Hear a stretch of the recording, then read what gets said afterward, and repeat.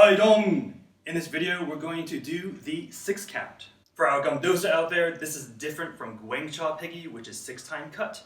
This is going to be using specifically 2 swords and using it in a flourishing motion. Before we get started into how to do it, I'll just show you what I mean by the 6 count because I've heard it called so many different things. So we here at Impact call it the 6 count because there are allegedly 6 kind of strikes associated with it. But I'll show you what I mean so we can have like a common base.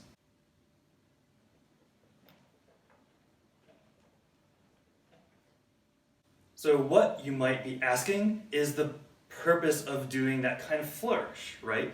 Because it certainly looks fancy, so that's definitely one thing you can think about it. So from a non-application perspective, you can think about it as a mere dexterity drill, right? So it's kind of working on your wrists and working on timing and all that fun stuff. It can also work as just an aesthetic thing, right? Because it is a pretty nice looking combination. But it wouldn't be on this channel if it was merely aesthetic. So we can also sort of discuss the applications you can use for this. As is, if you just run at someone trying to do this combination, it's not going to be that strong, right?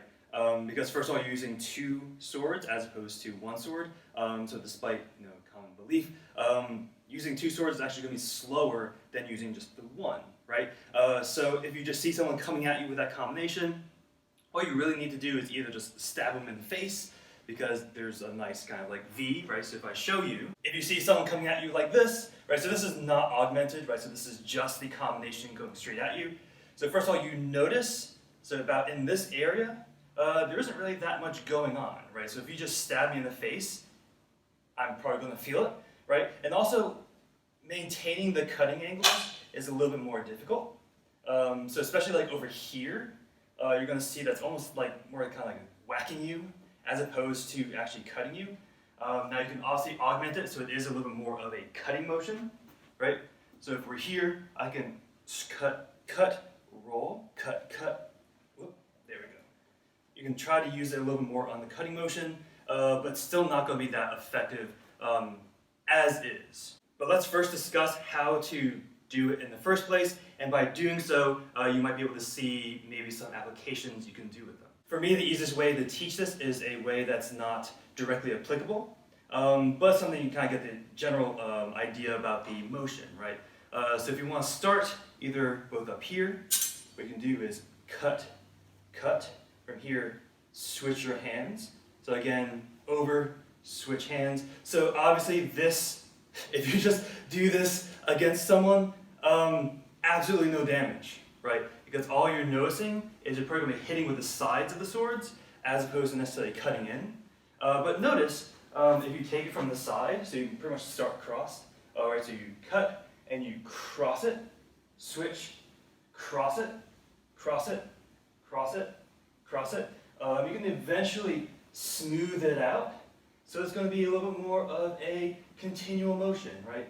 Now depending on what you're trying to do with this, this could be a lot more of a wrist motion. If you're using, so these are not light, so these are actually pretty heavy. But if you're using a lighter sword, so like a Chinese broadsword, for example, or Chinese, it's a Chinese broadsword, but the one that's a little more floppy, as opposed to a giant, thicker broadsword, you can probably use a lot more wrist, right? You can kind of keep it tighter. This is actually something you can do a lot with nunchucks, right? Versus if you're actually trying to cut someone, you might want to use that bigger motion that way.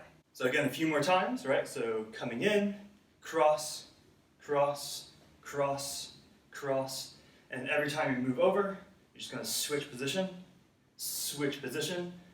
again, until you kind of get a nice general motion, and you can start to kind of feel the weight of the swords, and you want to start to use, and once you get used to the weight and the general motion, think about your blade angle, right? I'm going to do this from the side, and I'll kind of show you why it's called the 6 count.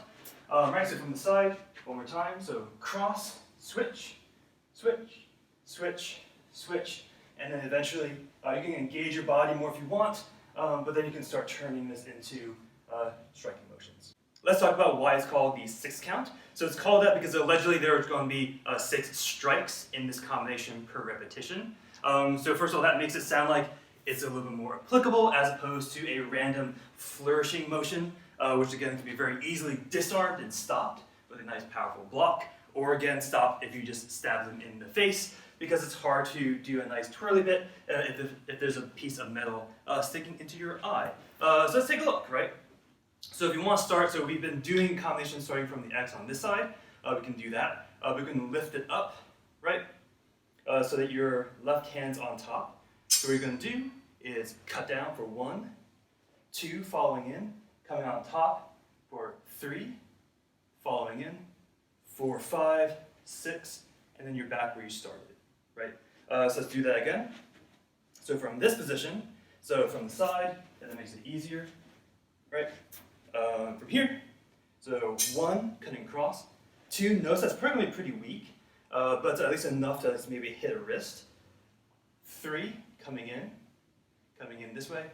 4, 5, 6, and then tuck. So now the timing of this in combat is going to be a little bit different from just doing a fancy roll, right? So if the idea is here, I want to do these 2 strikes pretty quickly, right? So it's 1, 2.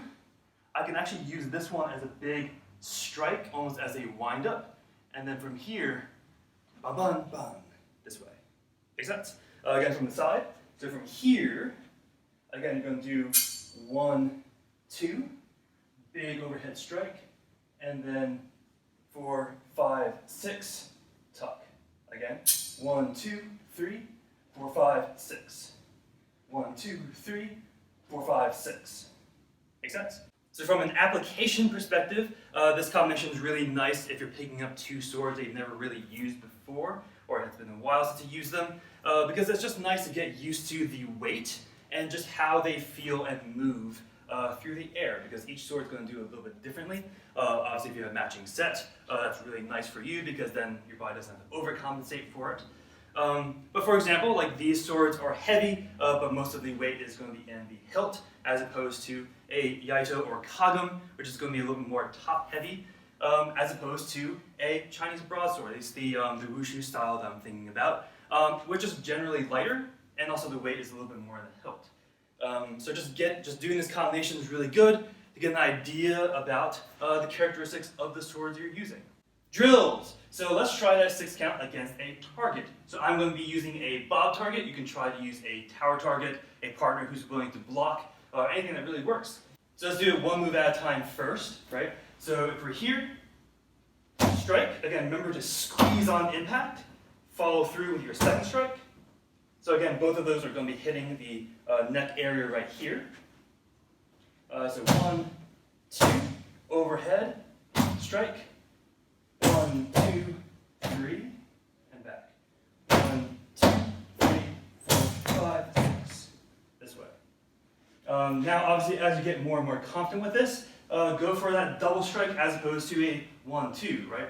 So you can do a 1, right?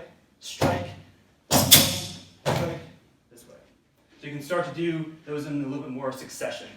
This is just really weird because he's really bouncy, right? So normally if you're actually striking into someone who's wearing armor or something like that, they're not going to like rebound that much. But whichever target you have, go for it that way, right?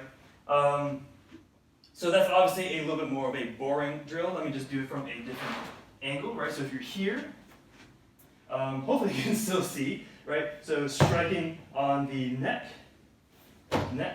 Again, you can either hit this way or over top. And even if you hit to the side, you can fall through, right? But overhead, 1, 2, 3, back. 1, 2, 3, 4, 5, 6, back. Makes sense? So another drill I would like you to try is try this combination with, so first of all, different swords, right? So try maybe a long sword and a short sword, go all Musashi on it, right? And try to see how that feels. Try using, again, 2 kagum, probably don't do 2 jingum, just because you might cut yourself, especially if you're new to this. So don't do sharp swords, especially if this is the first time you're learning it. But yeah, just try it with different swords, right? Different sword lengths, different sword weights, all that fun stuff. But also try it with different weapons, right? So try it with nunchucks, try it with a screamer, try it There's even a 6-count in bow as well, although it's going to be a little bit different from what you're thinking. But yeah, so try this combination with a bunch of different swords, different weapons, and also those different stances too. But as always, stay humble and keep training. Haidong!